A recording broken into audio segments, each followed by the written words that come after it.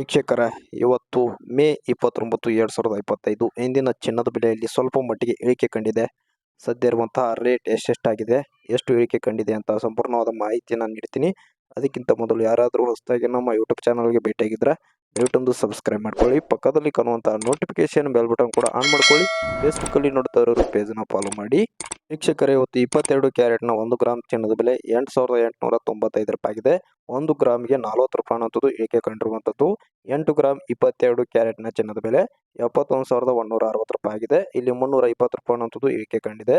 10 gram 22 ಕ್ಯಾರೆಟ್ನ ಚಿನ್ನದ ಬೆಲೆ 88,950 ರೂಪಾಯಿ ಆಗಿದೆ.